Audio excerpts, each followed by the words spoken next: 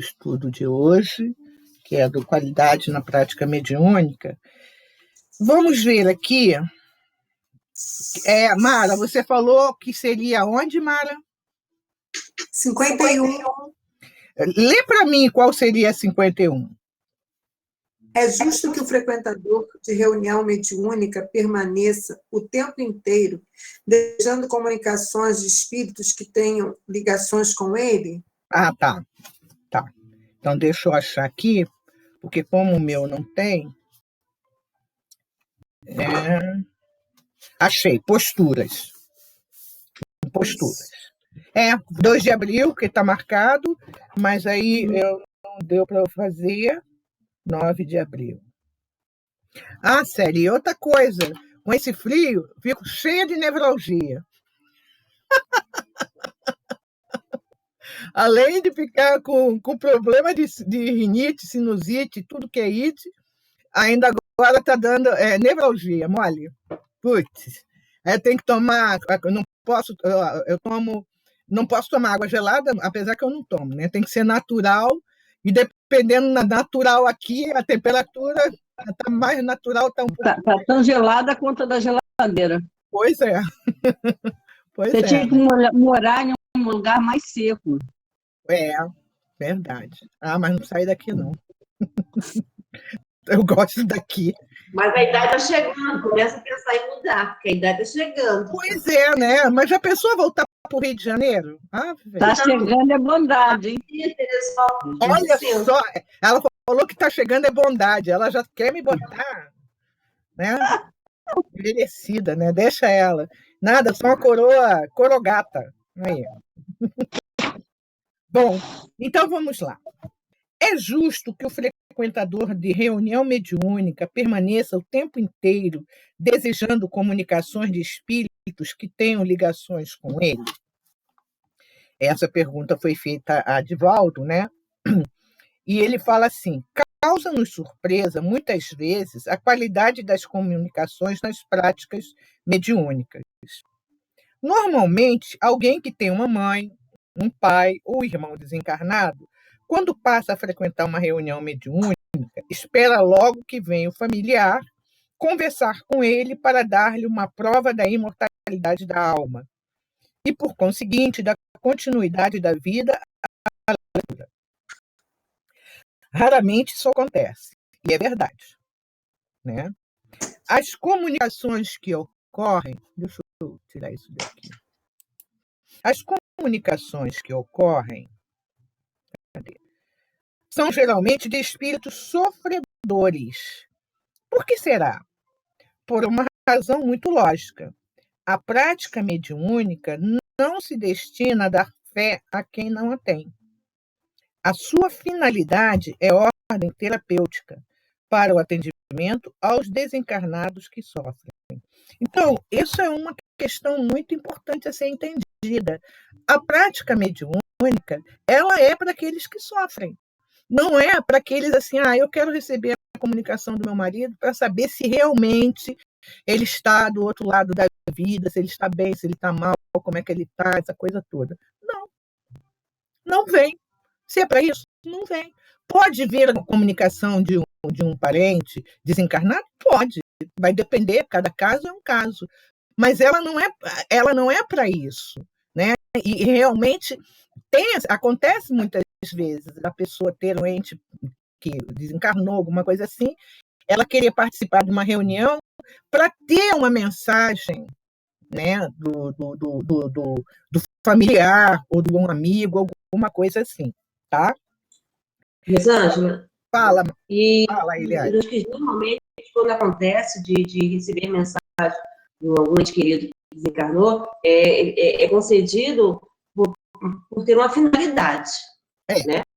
Uma finalidade. Aí sim, mas, né, porque na maioria das vezes, como investir, o telefone não é daqui para lá, é de lá para cá, né? Com certeza.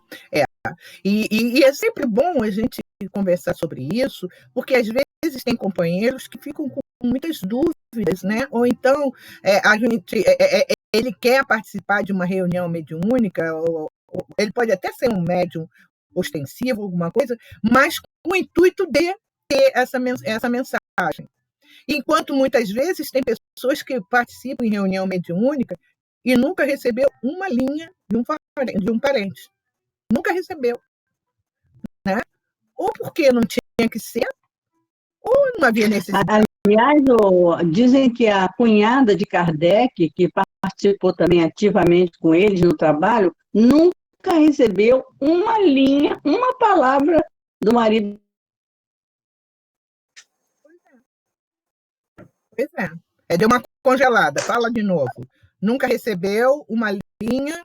Não, uma linha, uma palavra do marido morto. Mas porque muitas vezes acontece o seguinte: ou o espírito não pode, ou o espírito não quer, ou não tem que ser. Porque também tem aquela coisa, que às vezes o espírito não quer. Ah, peraí. Já que eu fui, eu estou indo, deixa eu indo. Né? Pode ser isso. Ou então não há necessidade assim, realmente para que venha, né? O espírito venha na reunião, alguma coisa assim. Ou às vezes ele está impossibilitado.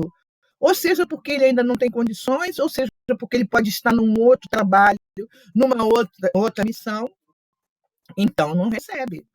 Né? Eu tenho companheiras que estão viúvas, tal, e que nunca recebeu nenhuma mensagem. Né?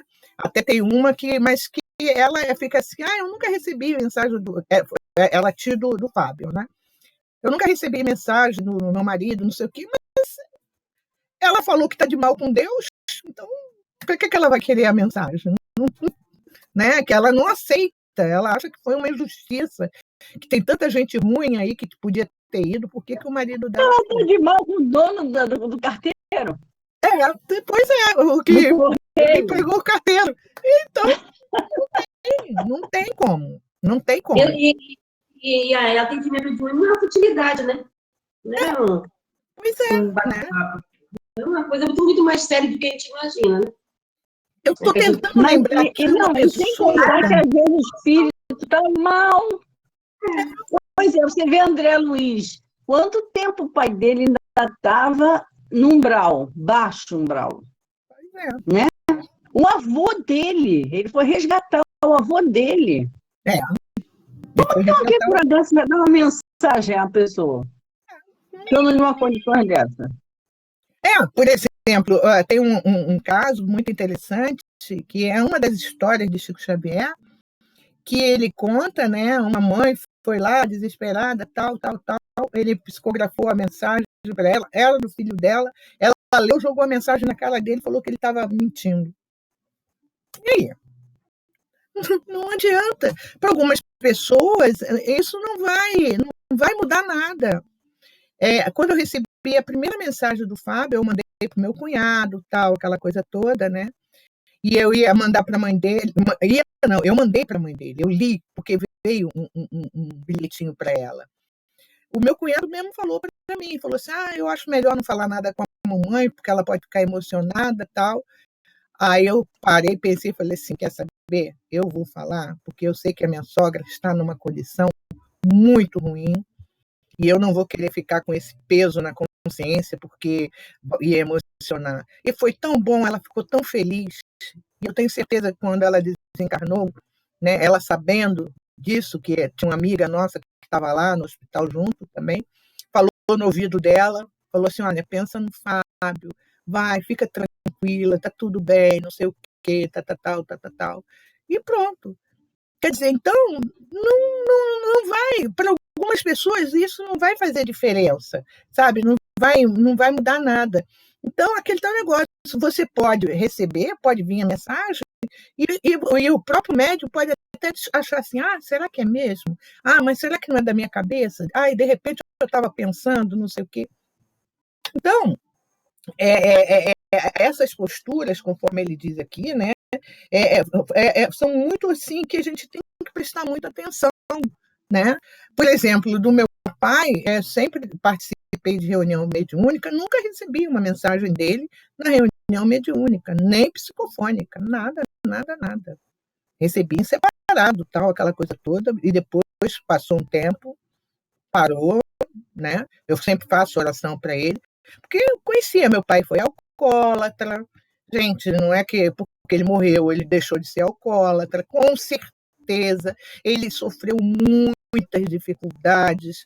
Nossa, mãe do céu, em vários sentidos, em várias coisas. Então, está sendo ajudado. E o que eu faço hoje é orar, pedir a Deus por ele, pedir a Deus pelo Fábio, pela minha sogra, e pedindo sempre, né? E não peço assim, vem uma mensagem. Não, eu peço que eles estejam bem, estejam em paz. Se tiver que vir, vem, né?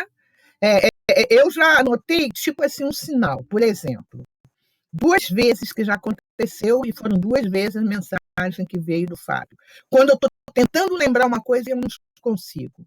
Eu tenho aqui várias. Caramba, esqueci o nome da planta, mole. Aquelas plantas bonitas que eu tenho aqui em casa, né? Mas não é hortênsia, não. Azaleia. Gente, o que eu tenho de azaleia do lado no quintal, cheio.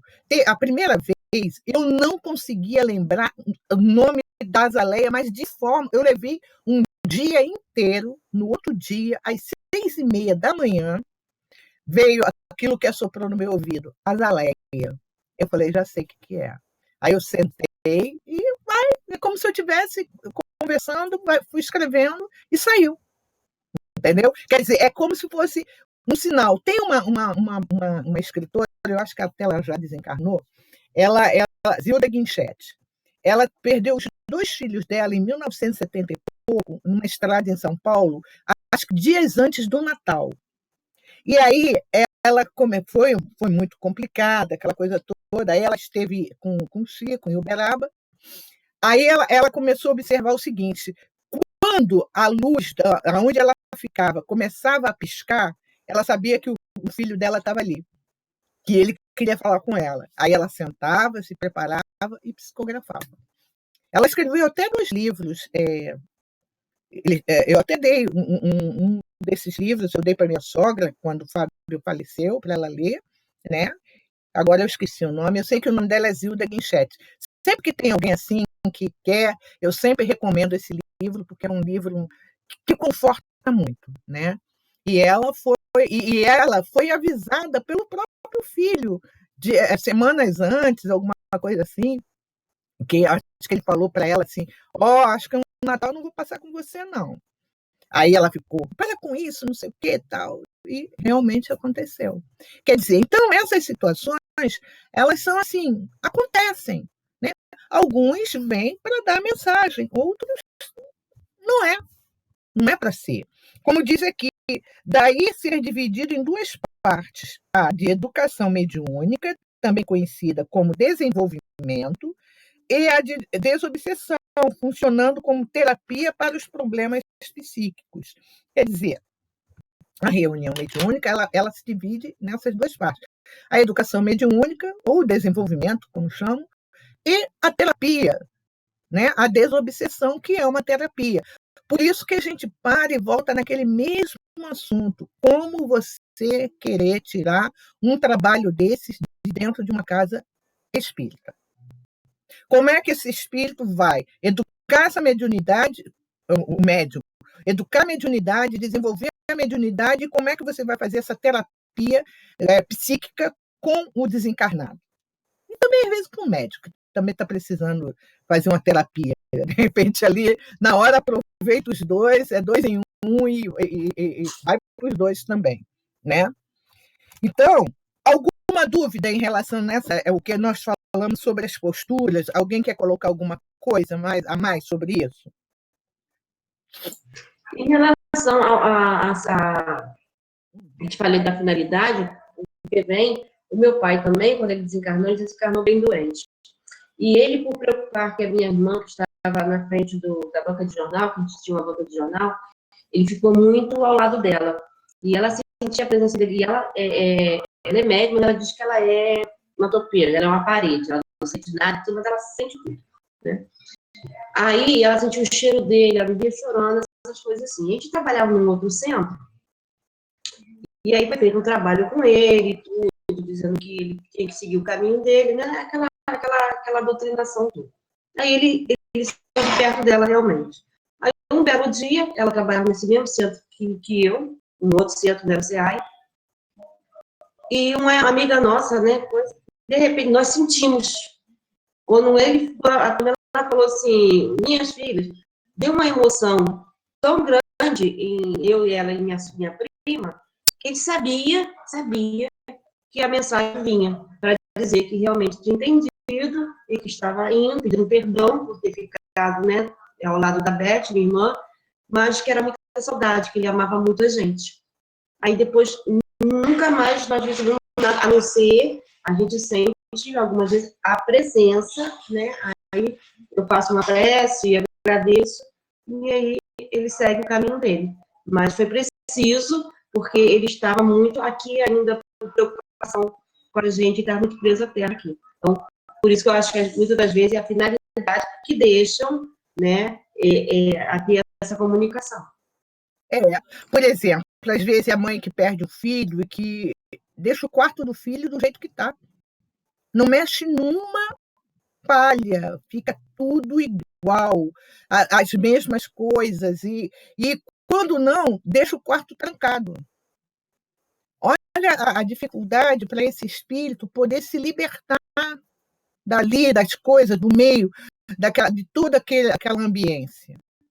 Eu, quando aconteceu, né, tudo isso, eu cheguei, porque o Fábio sempre usou muitas camisetas de rock, essa coisa toda, tal, né? Não, em momento algum eu falei assim, não vou dar nenhuma. Não, eu comecei a parar, a pensar, olha. Aí quando eu vi que toda vez que eu abri o armário, aquilo me fazia sofrer, eu falei, está na hora de eu começar a distribuir. Aí eu vi amigos que gostavam dele, um amigo de infância, meu irmão, o meu cunhado, meu sobrinho, não sei quem, e comecei. Algumas eu fiquei, essa aqui que eu estou é dele, né? Mas eu fiquei porque eu gosto, não porque, eu estou porque lembra ele, não, porque agora é minha, eu que uso, né?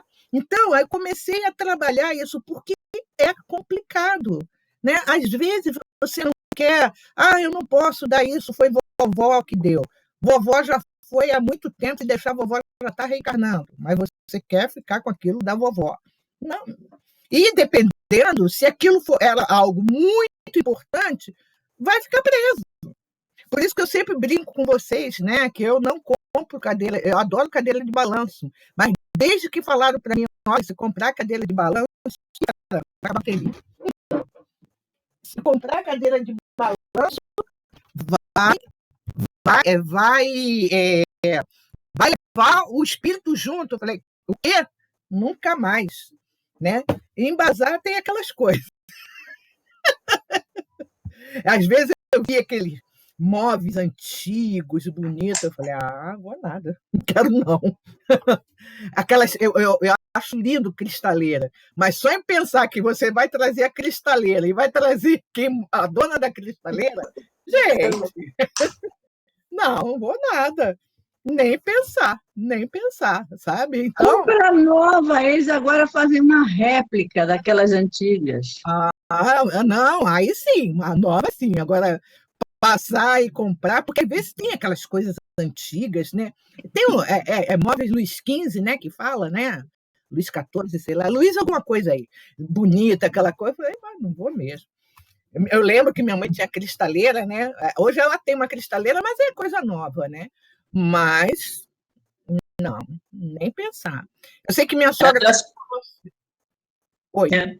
Não, eu só quero dizer a você que eu já contei, acho que eu já contei essa história de um casaco, logo que eu cheguei aqui nos primeiros bazares que eu fui lá do centro, eu não tinha casaco, né? Eu tinha aqueles casacos do Rio, não servem para aqui, né? Aí eu comprei casaco lindo, toda vez que eu ia botar o casaco, me dava uma agonia, eu estava com muito calor, aquele não servia, estava com frio.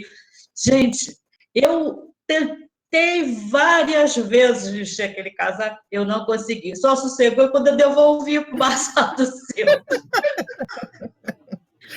Não consegui usar uma vez sequer. Mas é. E isso a gente observa que é real, porque as pessoas, às vezes, fica a energia dela. Tem pessoas que, às vezes, você, por exemplo, dependendo da situação, se a pessoa é muito apegada às coisas dela, você não tem. Morreu no outro dia, você dá tudinho. Não. é com calma, é devagar, não é assim, eu vou estar tudinho, não quero saber, não sei o quê, aquela coisa toda. Porque muitas vezes o espírito ele retorna à casa, dependendo da situação, ele vai sentir falta disso, daquilo, mas a gente vai trabalhando. Eu me lembro que em frente à janela do meu quarto, né, tinha um pé de goiaba. Eu sempre falava para o Fábio, vamos arrancar essa. Dava mais bicho do que goiaba. A goiaba crescia. Quando estava bonito para a gente comer, estava cheio de bicho. Aí nada, nada. Gente, acho que uma das primeiras coisas que eu fiz foi arrancar o pé de goiaba. Eu falei assim. Aí depois que eu me toquei, eu falei assim, gente, eu arranquei o pé de goiaba logo. Eu falei, seu Edson, arranca o pé de goiaba. Né?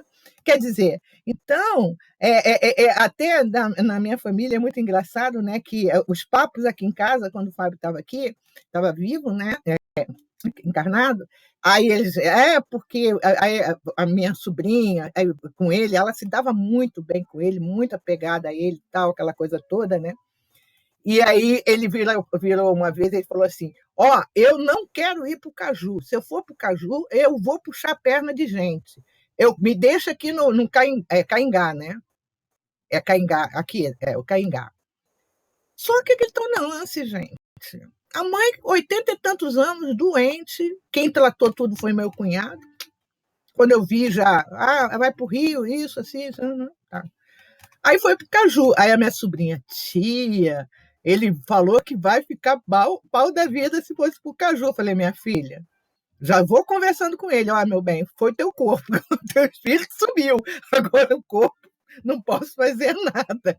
Né? Quer dizer, então, são detalhes que às vezes as pessoas... E engraçado que na primeira mensagem que ele mandou, ele bota assim para minha sobrinha, aí, Carolina, não é que ela me mandou para o Caju? Aí eu comecei a rir. Eu falei assim, quando eu estava lá no Caju, eu olhava assim e falava, meu Deus do céu, ainda bem que ele não vai estar aqui, porque ele vai detestar isso aqui. Porque, gente, não é por nada não. Vocês conhecem o Caju? Alguém já foi lá no Caju? Um lugar feio.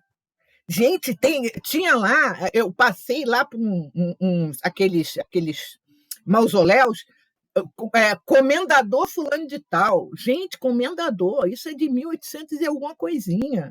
Eu falei, meu Deus do céu, que lugar estranho, que lugar feio, que lugar fúnebre. E realmente, aquele está o lance. O que está lá é os restos mortais dele, ponto, acabou. Já, eu sempre falo, segue a luz, né? Então, e tinha mausoléus que você via que acho que já não tinha mais família nenhuma para enterrar. Estava tudo enferrujado, as grades, ainda com grade, gente. Com grade cadeado, com não sei o quê. Eu falei, caramba, nossa mãe do céu, né? Mas faz parte da vida, né? É como a gente vê, é isso que acontece.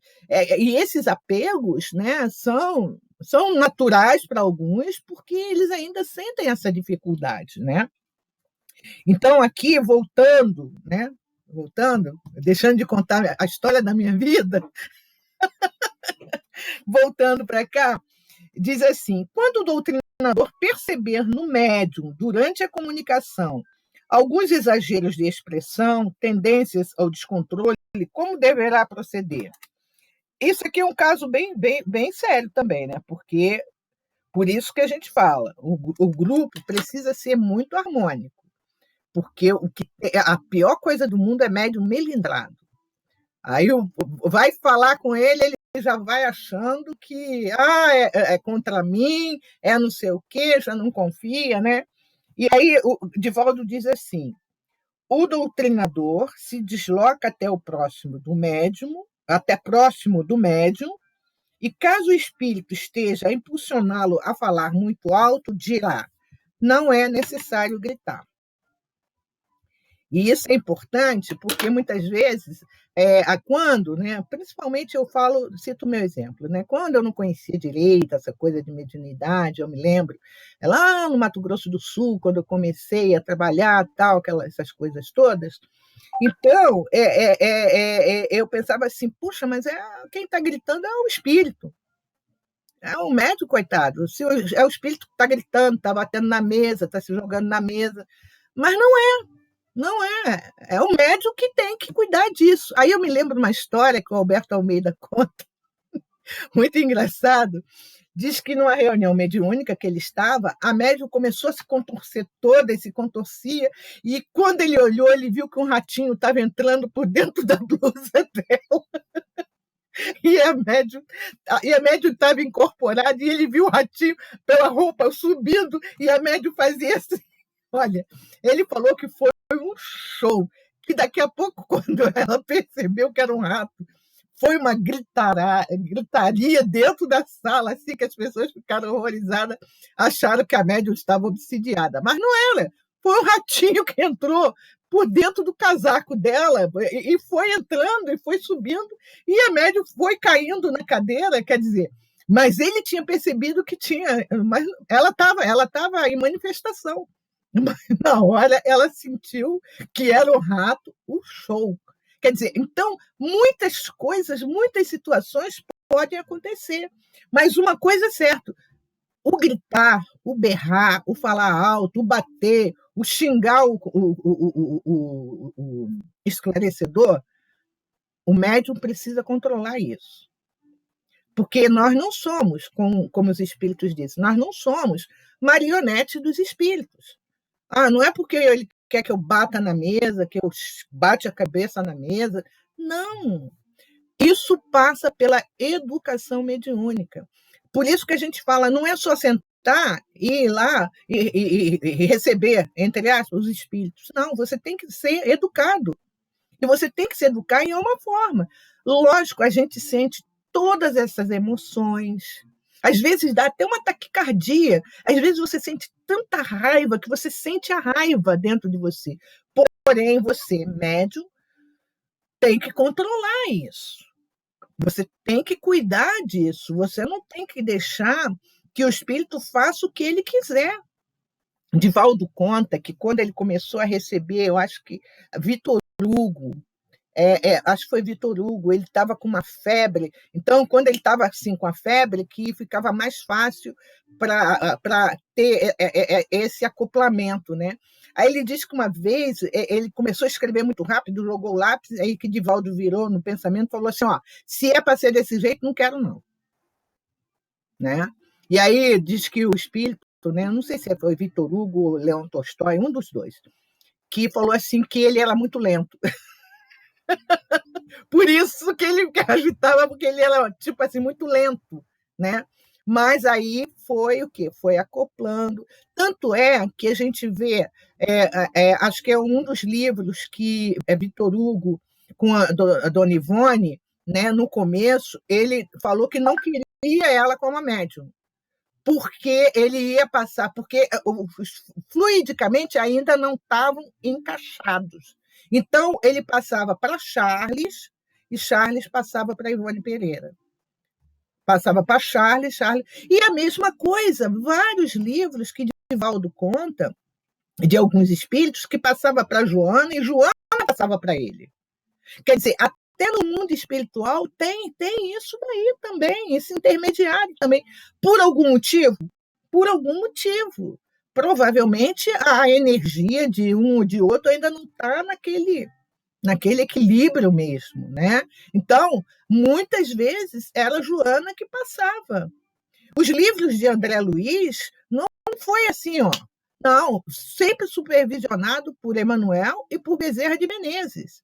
André Luiz, mesmo trazendo aquelas informações, ele não trouxe tudo do jeito que ele via, ou do jeito que as coisas eram realmente, né? Então, a gente observa que a gente tem esse auxílio, esse amparo, né? E é o que ele coloca aqui. Se o espírito retrucar dizendo, eu vou fazer isto ou aquilo, o doutrinador contra-argumentará e, quando exceder dos limites, apelará para o médium. Peço para reagir. Aí entra aquela questão. Por isso que, como eu estava falando anteriormente, o grupo precisa ser um grupo heterogêneo. Quando o doutrinador falar para o médium assim, eu peço para reagir, o médium não tem que ficar todo melindrado. Ele está achando que sou eu que não estou dando conta do recado. Não, reage. Se ele está pedindo isso, é porque você, médium, provavelmente está se entregando, né? Está deixando que o espírito comande tudo e faça. A mesma coisa, por exemplo, quando a pessoa sai da reunião mediúnica, aí no outro dia fala, gente, eu saí da reunião mediúnica tão mal, não devia. Ninguém deve ir para uma casa espírita, ou seja reunião mediúnica ou reunião doutrinária, e sair da casa, eu senti tão mal, senti assim, eu achei que era uma energia muito braba, não sei o quê. Está passando mal? Está se sentindo mal? Chama alguém da casa. Olha, eu não tô legal. Será que você poderia ou dar um passo, ou a gente conversar, fazer um atendimento, tal. E é assim. Porque às vezes tem pessoas que falam assim, eu estava sem dor de cabeça, fui para casa, estou saindo agora com uma dor de cabeça horrível. Será que você está com a dor? Será que não é você mesmo? Será que não é a própria pessoa que está fazendo aquilo ali? Poxa, para você é o mesmo que você vai numa igreja, vai orar e você sai pior do que entrou? Não pode. Que isso? Então, vamos lá, vamos prestar atenção, vamos estudar, vamos analisar, vamos pedir ao nosso guia espiritual que nos oriente, que nos auxilie, né? Então, para que isso não aconteça. E aí ele continua aqui, controle um pouco. Isto porque o espírito utiliza o estado de excitação nervosa do sensitivo e, à medida em que se comunica, vai apossando do seu sistema nervoso central, assim como do sistema simpático, provocando mal-estar que vai tomando conta da aparelhagem mediúnica. Por isso que a gente vai ter que entrar nessa faixa mesmo, que se cuida, vai prestando atenção, se está sentindo que... porque conforme a doutrinação, conforme ele vai falando, ele vai tomando conta do sistema nervoso, perdão, vai acontecendo a excitação, né, o sistema nervoso central, o sistema simpático, vai provocando um mal-estar, tal. Já aconteceu, e acredito que já aconteceu com vocês também, de às vezes vir uma comunicação, aquilo está se sentindo assim, você está se sentindo tão angustiada, agoniada, entra em prece. E se não for para ser, não vai ser. Às vezes é só aquela aproximação mesmo. Acabou, não necessariamente que ele vá dar alguma comunicação, né? Não necessariamente. Já aconteceu comigo várias vezes, às vezes do suor escorrer, né? Entrar em prece e daqui a pouco aquilo acalmar, né? Porque muitas vezes a ligação é feita, mas não quer dizer necessariamente que o espírito vá se comunicar. Às vezes ele precisa só desse contato, né, desse momento. Por isso, como é importante estarmos preparados mentalmente, espiritualmente, até fisicamente. Por exemplo, né, eu tenho uma reunião mediúnica na sexta-feira, agora que eu não como mais, mas aí eu vou comer hoje uma feijoada, gente, ninguém merece. Hoje é dia de feijoada. Aí eu como aquela feijoada toda, eu como aquilo, como até pelos olhos.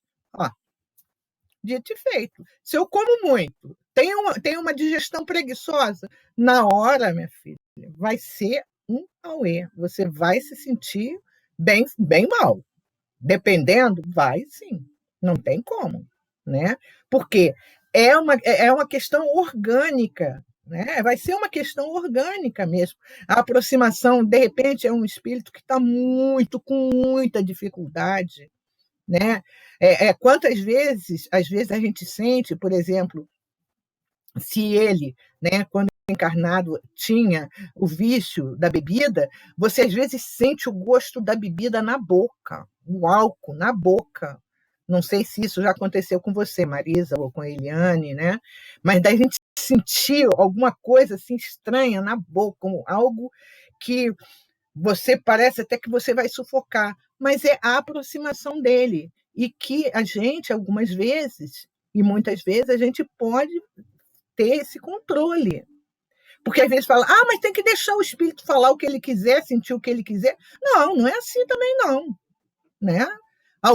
Dependendo do médium, às vezes o médium não está tão preparado para ser do jeito que for.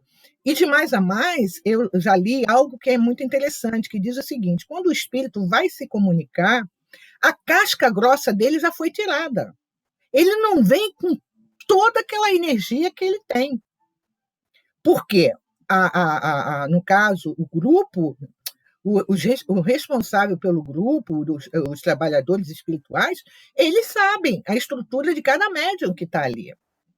Por exemplo, Mara, né? A gente olha assim, que a Mara fosse uma pessoa muito, muito assim, muito sensível, muito assim, delicada, não vai ser um espírito aquele pior que vem, não vai, porque não vai encaixar, não encaixa.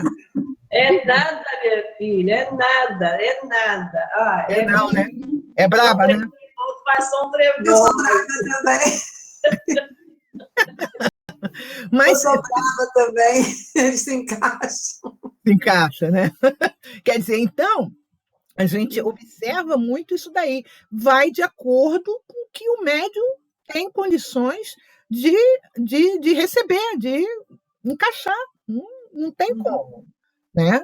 Não vai vir, por um exemplo, uma pessoa muito sensível, muito assim, muito calminha, muito não sei o quê, um espírito suicida. Não vai funcionar. Não tem como. É da estrutura do encarnado que está ali, entendeu? Né? Assim como... Oi, fala. Não, só estou dizendo que é uma energia muito pesada. É uma energia muito pesada. Então, ela vai ser de acordo. Ela vai ser de acordo. Os amigos espirituais sabem disso daí. Às vezes tem pessoas que falam assim, eu só recebo espírito pesado, não sei o quê, bababá, bababá. Não, você pode receber até o seu mentor. É você forçar a maneira de dizer, né? Se trabalhar para isso também. Por que tem que ser só espírito pesado? E ainda, às vezes, bater no peito. Não, comigo é só espírito. Não. Quantas vezes é importante a mensagem de um mentor para dar uma equilibrada na própria energia, entendeu? É importante nem que ele fale em nome de Deus, ou sei lá, alguma coisa assim, entende? E aí ele diz aqui, não havendo os cuidados necessários, poderá acontecer a exacerbação de comportamentos, culminando na quebra de utensílios existentes no recinto. Imagina, né? O espírito levanta, o médium levanta e começa a quebrar tudo. Pega a cadeira, quer quebrar tudo, aquela coisa toda. Olha só. Imagine se a gente ficasse exposto a isso o tempo todo. Né? Pode acontecer, mas não quer dizer que a gente vai estar exposto o tempo todo. Por isso, essa questão da educação mediúnica, a educação dos pensamentos, trabalhar os pensamentos, né? Trabalhar muito junto ao nosso anjo guardião, ouvir muito, muito o que ele fala, os amigos espirituais, né?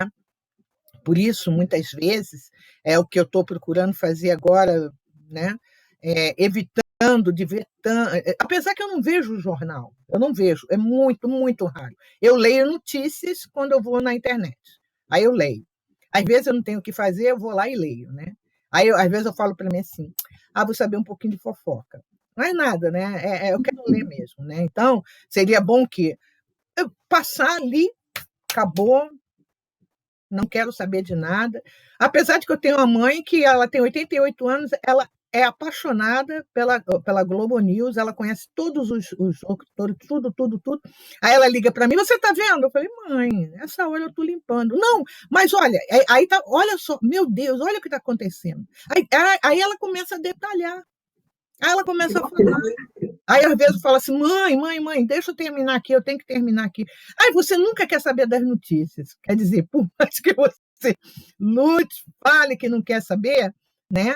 Mas a pessoa vai.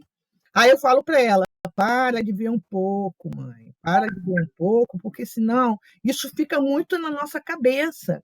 A Aninha Brito estava falando que ela foi no médico dela, né, que ela estava tendo umas palpitações e tal, e o cardiologista, se não me engano, ele falou para ela assim, você vê muita TV?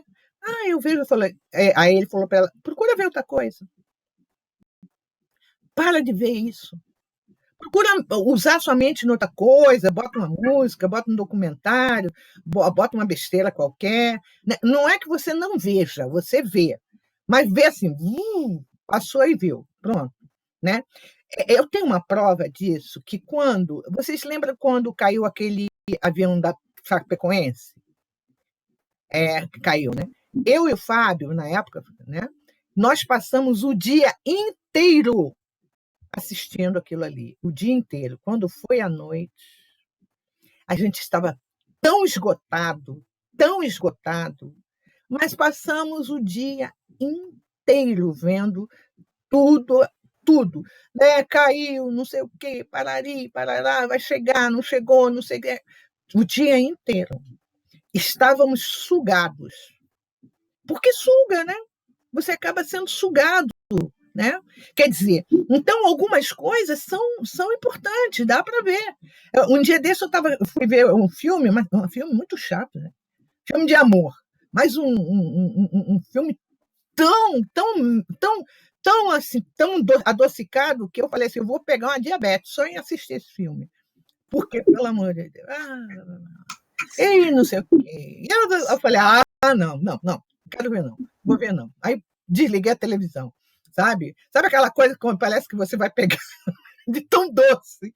Então, a mulher sofria. E o príncipe, e uma não sei o quê. Eu falei, não quero saber disso, não. Chega, tá bom. Né? Então, algumas coisas a gente tem que se cuidar mesmo, porque acontece. Né? Uma raiva. Às vezes às vezes uma coisinha tão pequenininha, tão bobinha, você acorda e fala assim, o dia está lindo, o sol está lindo, maravilhoso, não sei o quê, aí vai. Daqui a pouco você chutou a mesa com o dedinho mindinho. Fala aquela besteira. Porque eu falo às vezes, falo mesmo. Caramba, dá vontade de você massacrar a mesa, acabou. Aí dá azia, aí você já fica com raiva, aí já vai bater, quando passa, bate não sei aonde. Vocês já viram aquele negócio, maçaneta agarrar camiseta? Gente, quando eu estou com raiva, eu vou passar a maçaneta, agarra a camiseta aqui. Ó. Aí minha vontade é derrubar a porta. É uma cascata. Né? Então, o que ele fala? Apelando para o médium, produz-se um choque capaz de alertá-lo, levando-o a se controlar e a controlar melhor o comunicante. A mesma coisa nas reuniões mediúnicas, que, né, Célia, acontecia muito lá na casa, tinha gente, eu não lembro quem era a pessoa. Meu Deus, começava a reunião mediúnica, o mentor aparecia lá no meio do salão. Aí a pessoa levantava e fazia assim com os braços, e aí você tinha que tirar a pessoa dali. Não, é o meu mentor, que o seu dava vontade de falar assim, não é seu mentor nada, mas caridosamente a gente não vai falar isso, claro, né? Mas o mentor, no meio da reunião de uma casa espírita, que ela nunca não era acostumada a ir, o mentor quer dar a comunicação. Não, aí eu falei, não, minha irmã, vamos lá, tal. Aí levava e tirava, e conversava, né? E assim a gente fazia, né? O trabalho vai ajudando dessa forma, porque às vezes a pessoa não consegue se controlar. Tá, tudo bem, entrou numa casa espírita, o mentor vem. Opa, para aí, vamos pensar. Caramba, eu não conheço o CEAI. Entro lá no CEAI e meu mentor quer falar. Por quê? Fazer sucesso. Por que razão ele quer falar ali? Falar o quê? Tal. Não é assim. Né? Eu não falo, por exemplo, às vezes pode acontecer a pessoa é convidada, dependendo da pessoa que tem muito essa coisa de ter Tem muitos que têm essa afinidade muito com o doutor Bezerra de Menezes, aí é convidado numa casa, e fala, e faz aquela coisa. Tudo bem, são exceções, mas a gente está falando de forma geral, tá? E aqui diz assim: quando o médium concentra-se mentalmente, há uma irradiação da aura. Com a aproximação do espírito, o psiquismo deste mistura-se com a aura do sensitivo. Porque é assim que funciona, né? Ele se concentra e há esse encontro, né? E os dois se chegam, tá? À medida que a concentração se firma, funciona como um imã, atraindo a limalha de ferro. Desta maneira, o espírito mais adere ao médium, porém não entra no seu corpo. Imantando-se a sua energia psíquica, toma conta do sistema nervoso do sensitivo e provoca as reações automáticas, as contorções, as batidas de mesa, o desespero. E já aconteceu, né, comigo, acontecia antigamente, né, que às vezes quando acontecia isso eu tinha que ficar a mania de ficar batendo na mesa. Gente, aí eu tirava a mão da mesa, né, e ficava. Aí parecia que alguma coisa queria botar minha mão na mesa para ficar batendo na mesa. Olha que agonia. É que nem você quando vê uma pessoa e a pessoa fica o tempo todo assim, balançando a perna. Gente, me dá uma angústia tão grande. Mas é o emocional dela, sei lá, é alguma coisa assim, né? Então, isso somos nós que temos a condição de controlar isso, porque se o espírito é um espírito que não tem muito esclarecimento, ele não vai ser ele que vai falar assim, olha, eu não vou bater na mesa. Para ele, que ele não tem, bater na mesa, ou chutar a mesa, ou chorar alto, convulsivamente, de forma descontrolada, né? Porque a gente observa quando você está chorando no normal e quando você está chorando de forma convulsiva, descontroladamente. Então, cabe, se o médium não consegue controlar isso, o esclarecedor está ali exatamente para isso, né? Para cuidar disso daí, para que o médium tome cuidado, aquela coisa toda, né? Para não exacerbar. Porque quanto mais ele exacerba, mais o espírito que não tem tanto conhecimento vai achar que está fazendo a coisa mais certa do mundo. Enquanto, na verdade, às vezes não está. Quantas vezes a gente escuta, às vezes o espírito fala assim, o doutrinador está falando, eu não quero ouvir essa conversa, não. Não quero saber, não quero não sei o quê. Aí quando eu particularmente, eu acho assim, e já vi acontecer. Quando o espírito fica muito, não quero saber, não quero ouvir, então tá, meu irmão, segue esse companheiro que está aí do seu lado. Porque se ele não quer ouvir, não quer falar, não quer nada, então vai ficar alugando o médium? Não. Vai, meu filho, segue a luz, né? É a saída. Porque às vezes ele não quer ouvir, não quer falar, não quer não sei o quê, só quer gemer, tal, aquela coisa toda. Por isso, a função do esclarecedor e do doutrinador, seja o que for, ela é muito importante e delicada. Ela é muito importante, porque ela tem que perceber isso, o que está acontecendo. Você conversa, não quero saber, não importa. Não vou, não. Então, chega um momento em que você chega e faz que nem doutor Bezerra. Não vai? Eu vou chamar a polícia. E chama a polícia. Polícia, eu ver, acabou. Pronto. É isso daí. Mas aquela firmeza, né? aquela coragem, com conhecimento, com amor, com dedicação, porque certamente que quando o espírito ele apenas ele é um espírito, mas ele tem, muitas vezes ele tem conhecimento. Ele sabe que ele pode enrolar o médium, ele sabe que pode enrolar o doutrinador, né? E ele sabe. Se o doutrinador tem que ser mais esperto que ele, tem que estar mais na frente do que ele, né? O médium às vezes vai, fica, conversa, né? Vai conversando, aquela coisa toda, mas o doutrinador ele tem que ser, como se diz, né? Safo, ele tem que entender, pegar na hora. Se ficar muito no nível meu irmãozinho, você... Não, acabou. Se o espírito ele é esperto, ele vai abraçar até o doutrinador. E acaba até com a reunião mediúnica. Por quê? Ele tem conhecimento. Uma coisa que eu sempre ouvi falar, eu nunca fui doutrinadora, né? Mas eu sempre ouvi falar o seguinte, em vários livros que eu já li e tal, se um espírito se apresenta padre, já pode começar a ver se manda ele embora, porque se você for discutir religião com ele, você vai sair perdendo, principalmente se você não conhece. Aí acabou. Pronto. Aí ele começa a vir com as encíclicas, as homilias, não sei de onde. Caramba. Aí é uma confusão tremenda. Quer dizer, não sou padre, vamos dizer, um cientista. Eu sou, sei lá, fui cientista assim, assim, assim. Então, algumas coisas que...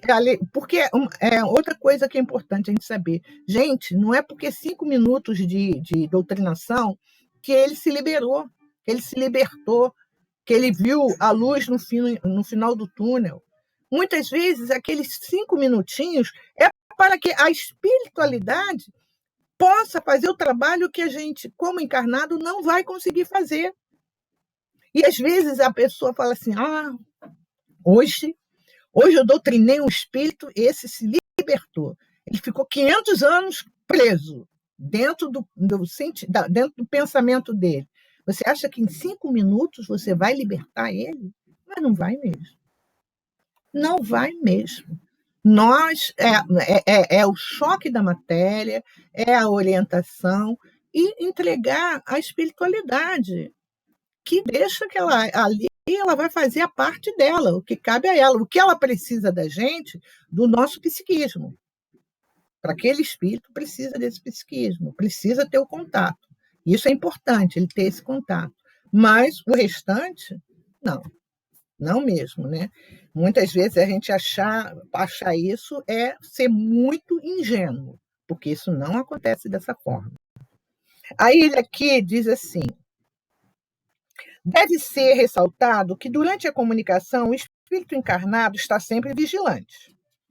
Ele não sai para que o outro entre, apenas se afasta um pouco. E neste interstício do perispírito é que se dá a comunicação.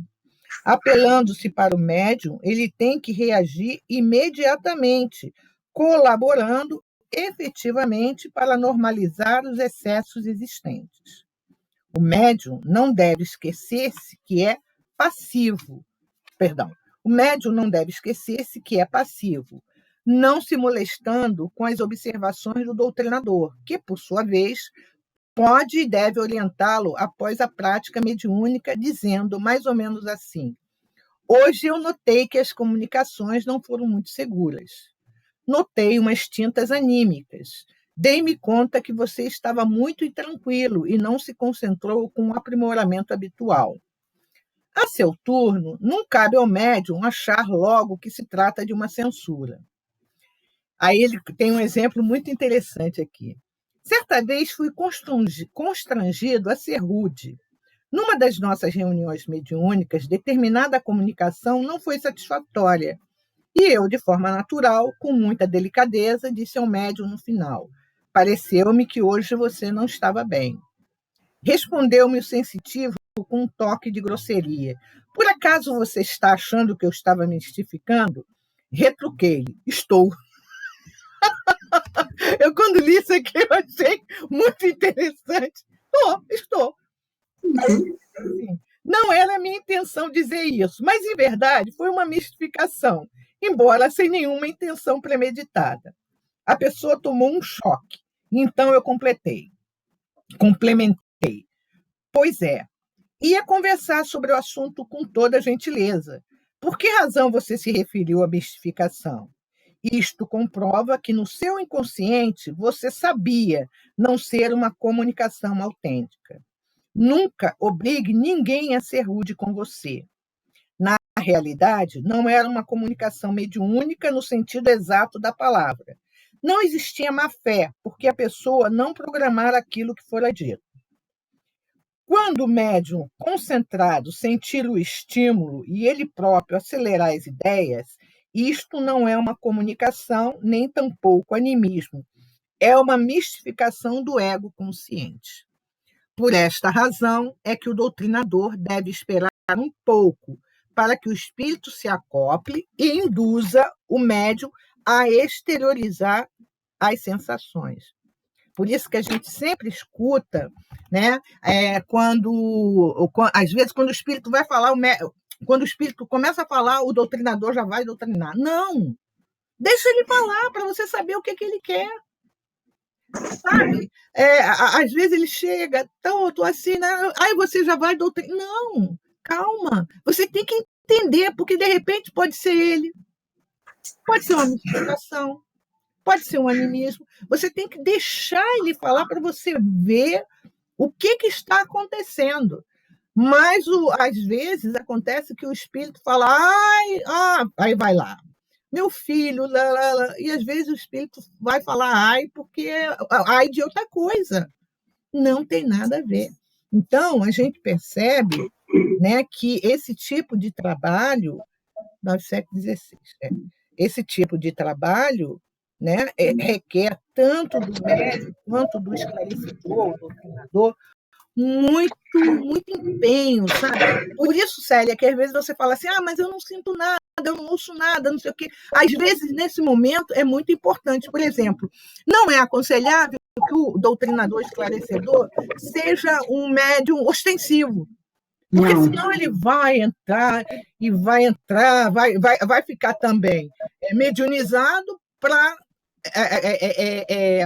esclarecer ao médium que está mediunizado. Olha só a confusão.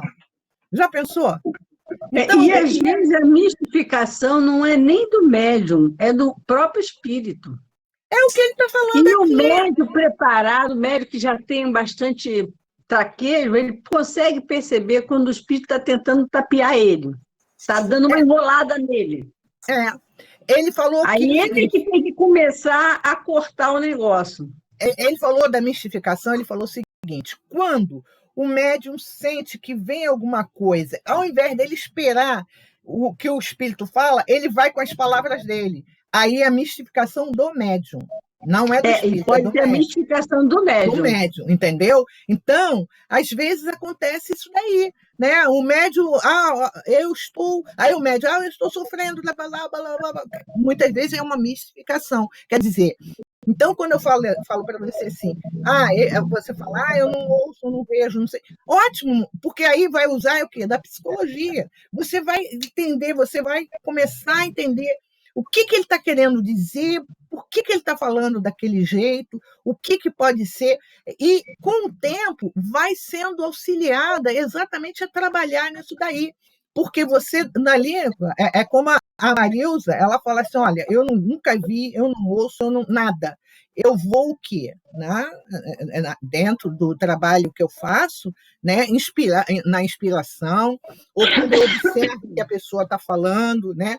Quando você observa, às vezes o espírito fala assim, eu não quero ver isso. Aí você já sabe, opa, estão fazendo regressão com ele. Pronto, porque a regressão não é feita com quem está encarnado, não. Tem que partir da espiritualidade para cá, porque eles sabem. Porque você, quando está encarnado, eu vou fazer uma regressão com você. De repente, você vai falar um monte de coisa e o médium e o espírito, só para entrar na faixa, é isso mesmo, eu fui isso mesmo. É isso mesmo. Aí, quando termina, no final, ele fala assim, você é mentirosa, porque eu não sentia nada daquilo. Olha só. Caramba! Você gasta Teve uma vez... Tem uma ocasião, Mariângela, ou Rosângela, que nós recebemos uma senhora que foi para a mesa. Aí ela começava...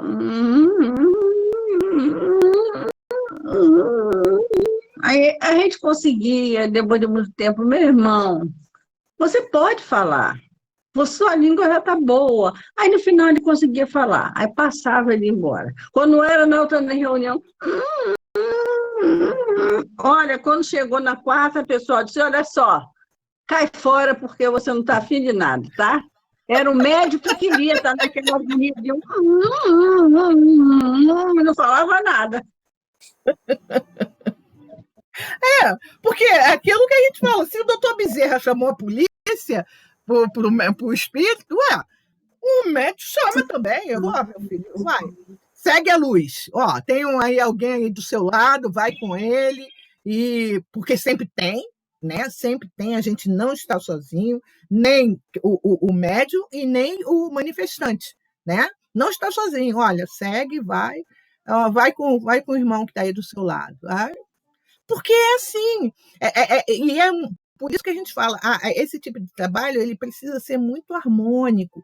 Para ele ser muito harmônico, não pode ter disputa de médium. Eu sou médium tal, que eu recebo tal, não sei o quê. Tá. Não. É um trabalho que, como diz, né, um grupo desse, para ser muito harmônico, é tipo uns 15 anos o mesmo grupo, sem mudar ninguém. E aí, sempre morre um, né, gente? Né? Então... O nosso morreu. Pois é, né? Fala, Marisa. Mas está ressuscitando agora, né, Rosângela? Pois é, né? E vai ressuscitar. Por exemplo, os trabalhos que Chico fazia à época. Mas, gente, tinha um espírito, né? O médium Chico Xavier, né? E a gente vê aquelas instruções psicofônicas. Aquele livro é maravilhoso. Vozes do Grande Além é maravilhoso. São mensagens. O Instrução Psicofônicas são mensagens daqueles espíritos que iam nas reuniões lá em Pedro Leopoldo ou Uberaba, um desses dois lugares. Então, tem histórias ali fantásticas.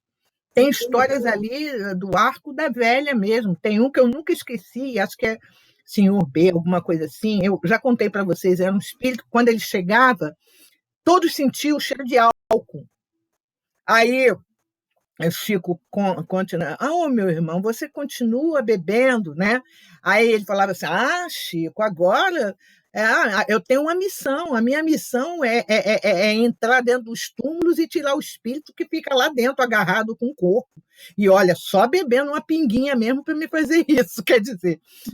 E continuava bebendo assim, né? Porque esse trabalho que ele estava. Eu resolvi, eu assumi esse trabalho de ir lá dentro do túmulo, arrancar o espírito que está agarrado com o corpo. E só Chico bebendo uma pinguinha, porque senão não dá. Quer dizer, olha que coisa, né?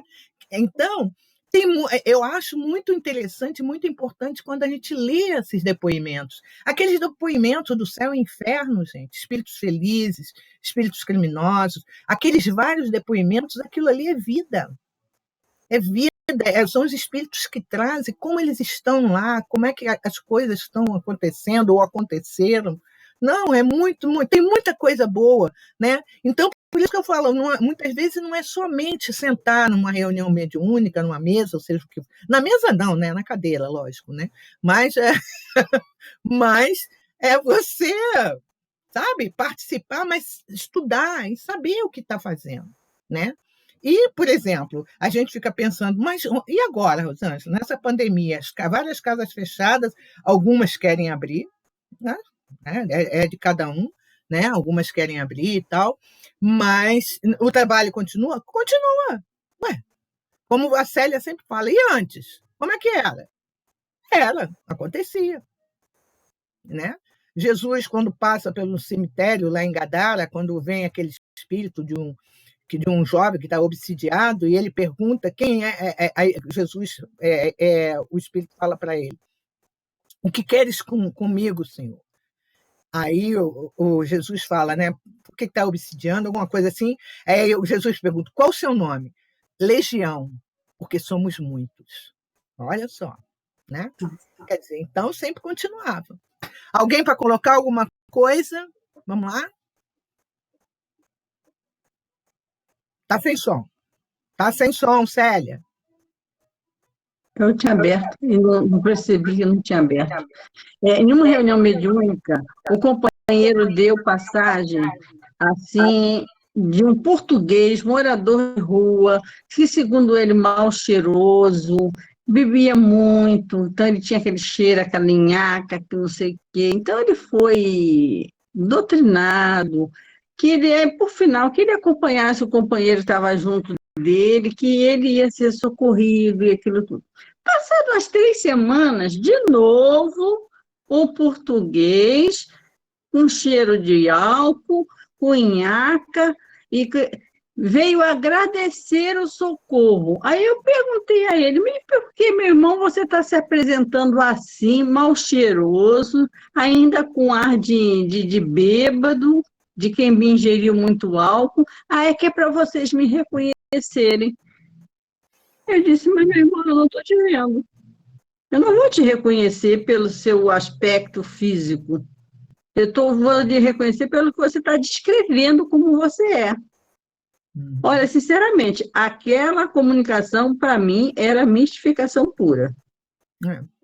Porque ele não precisaria voltar daquela forma para Até falar. porque se ele foi socorrido, ele não estaria mais naquelas condições.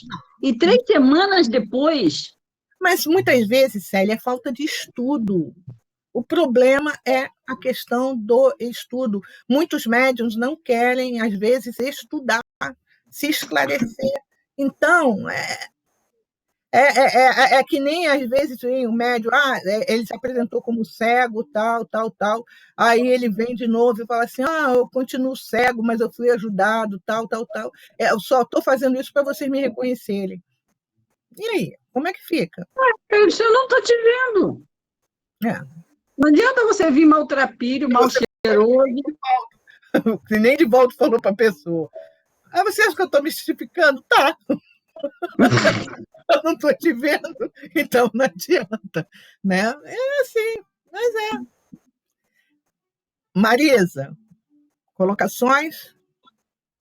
Não, só acrescentar que você estava falando quanto às sensações, e essas situações eu já senti. Eu já senti dor no coração, dor de cabeça, a sensação real, né, de asfixia, e essas sensações, mas tão logo terminava, né, a comunicação, e isso aí, não ficava nada, absolutamente, né?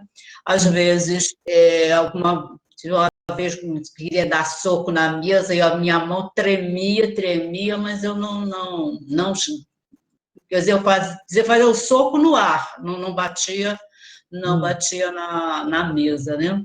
Então, algumas coisas assim mais fortes, eu sempre fazia uma oração e tudo mais, eu realmente eu fico assustada até quando escuto essas coisas, porque realmente as nossas reuniões eram assim, mais tranquilas, mas sempre assim, já tivemos casos de uma pessoa que realmente não se controlava, teve uma vez que ela se levantou até para agredir o outro, mas a dirigente conseguiu, né, acalma meu irmão, fez eu sentar outra vez, entendeu?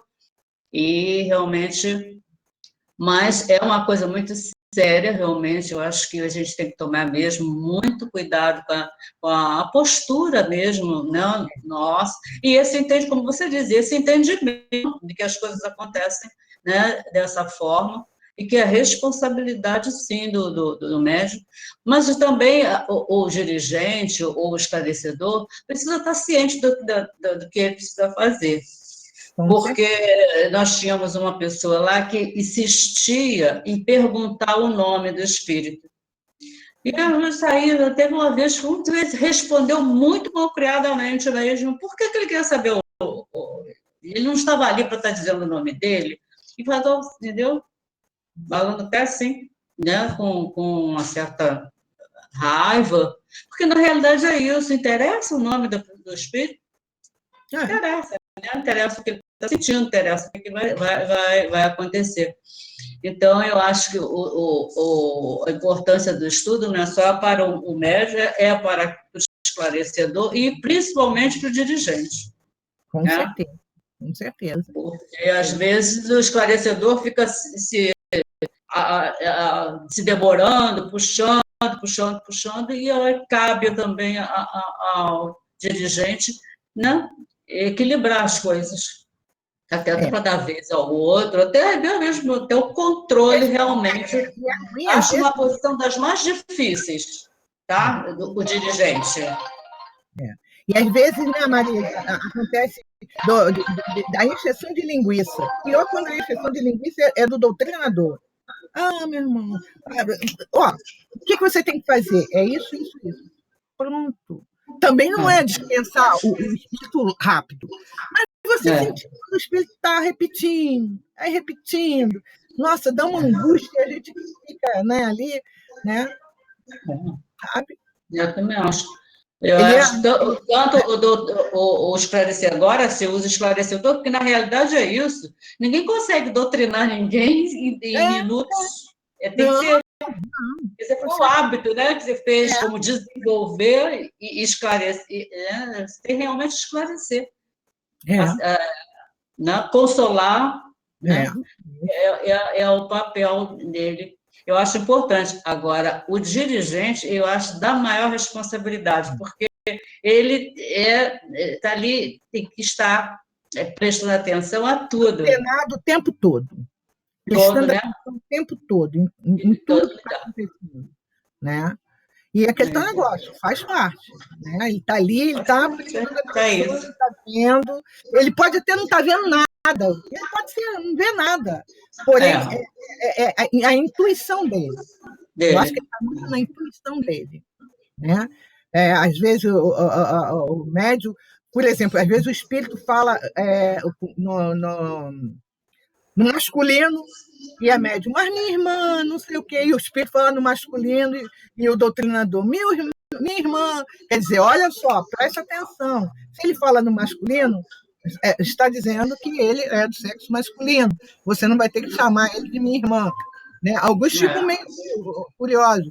Eu não sou homem, eu sou uma mulher. Aí às vezes fala assim, mas olha o corpo que você está falando. Putz, pronto. Eu mesmo falo para ele, tu já morreu. Né? Quer dizer, nem dizer também para o espírito que já morreu. Ó, tu já morreu. Não, você pode dizer já morreu. A espiritualidade diz, gente. Não é a gente. Nem, sabe? Ó, meu irmão, tu já era.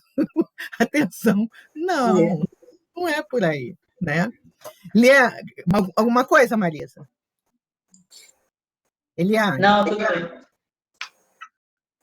Eu só quero acrescentar o seguinte, que a minha educação mediúnica, eu estou melhorando bastante, porque eu já fui muito mais de deixar as emoções, né, do espírito que esteja se comunicando. Mas eu gosto ainda de fazer com que eu não seja uma médium, tipo assim, ai, estou sofrendo, entendeu? Ai, estou sofrendo, desse jeito. Estou demonstrar, né, o sofrimento do irmão, entendeu? É um trevoso, é complicado. Essa parte eu estou conseguindo nesse decorrer de tentar ao máximo fazer com que fique ali, junto comigo ali, entendeu?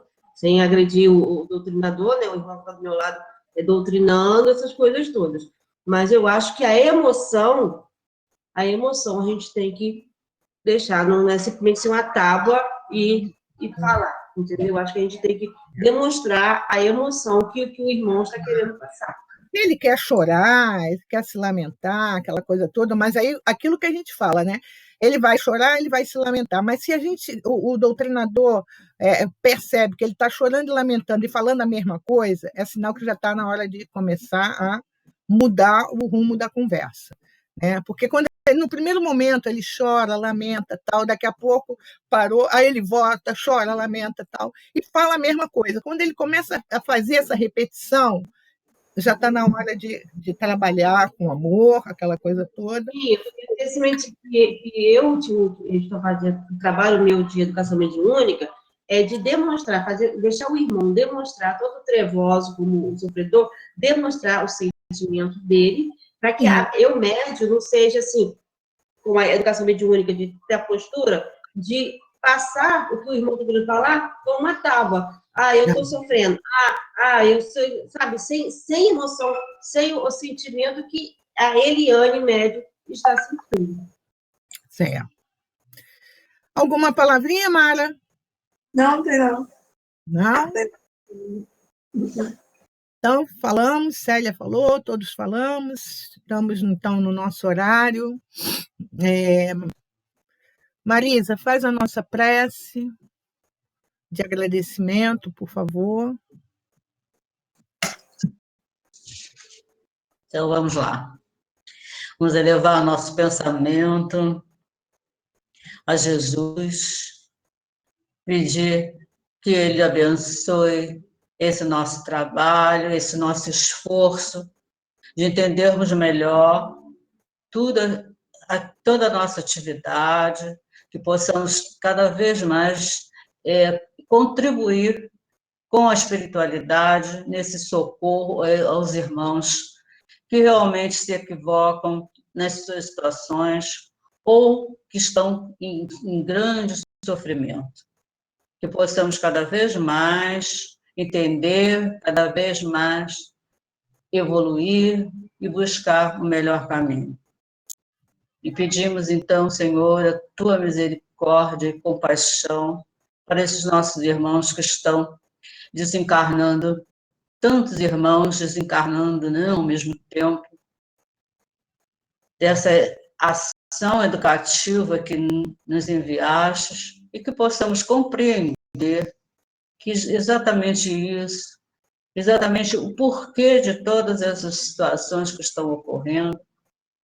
E pedimos também que dê força a essas equipes socorristas, tanto os encarnados como os desencarnados, para que possa apoiar esses irmãos e apoiar também, consolar essas famílias, que na grande maioria não entendem o porquê de tudo isso, e acabam se revoltando, e acabam sofrendo muito mais, né, por esses afastamentos. Pedimos, então, Senhor, que a Tua paz esteja no coração de cada um de nós, e que possamos continuar assim, harmoniosos, unidos, buscando cada vez mais evoluir no teu caminho, seguindo as tuas pegadas e a tua verdade. O seu caminho, a verdade e a vida, que possamos compreender cada vez mais e ter cada vez mais fé. Obrigada, Senhor. Então, Beijo. Beijo.